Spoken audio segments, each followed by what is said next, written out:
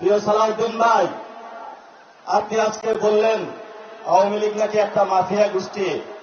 আপনার ঘরে যে আসালামের মতন একটা মাফিয়া গোষ্ঠী লুকিয়ে রেখে আওয়ামী লীগকে মাফিয়া গোষ্ঠী বলেন, আপনার ঘরে আসালামকে লুকিয়ে রেখে আপনি বেলুদেরকে দৌড়তে যান, এই ধরনের ভণ্ডামি জাতির সামনে প্রকাশিত হয়ে পড়েছে।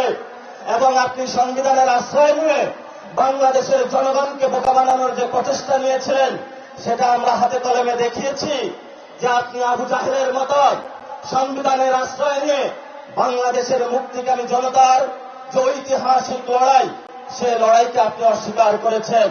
মাননীয় অর্থমন্ত্রী, আপনি বাংলাদেশের সামনে, জনগণের সামনে যে বাজেট দিয়েছিলেন, সেই বাজেটের মধ্যে আমার খেটে খাওয়া শ্রমিকের কোনো অধিকার আমি খুঁজে পাইনি। আমার তরুণ শ্রমিক যারা রয়েছে তাদের কোনো কর্মসংস্থানের আমরা কোনো সুযোগ পাইনি। আপনারা যে বাজেট দিয়েছেন, সেই বাজেটের মধ্যে আমাদের নারীদের জন্য কোনো আমরা অধিকার পাইনি। আমরা বাজেট সম্পর্কে স্পষ্ট করেছি, এটা দুর্নীতি এবং লুটপাটের একটা বৈধতা উৎপাদনকারী বাজেট, যেই বাজেটকে আমরা ঘৃণা বলে প্রত্যাখ্যান করেছি। এবং এই বাজেট নতুন করে টাকা কামানোর ধান্দা, যেই জ্ঞান ছিল সেই হওয়া বদলে সেই জ্ঞান তারা লন্ডনে আশ্রয় দিয়েছে, সেই জ্ঞান এখন বাংলাদেশের মানুষের মধ্যে ইন্ডিয়ার সহযোগিতায় এবং আমাদের কতিপয় বিভ্রান্ত সেনাবাহিনীর যুবকদের সহযোগিতায় বাংলাদেশের মানুষের উপরে তারা চাপিয়ে দিয়েছে। আমরা তীব্র নিন্দা এবং ধিক্কার জানাচ্ছি।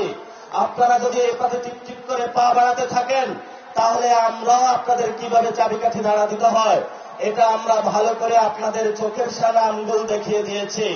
এই যে তারেক রহমানের একটা বন্ধু আছে, মীর শাহ আলম নাকি যেন কি নাম, সে আমাদেরকে সংসদে দাঁড়িয়ে বলেছিল, কোথায় ছিলা তোমরা?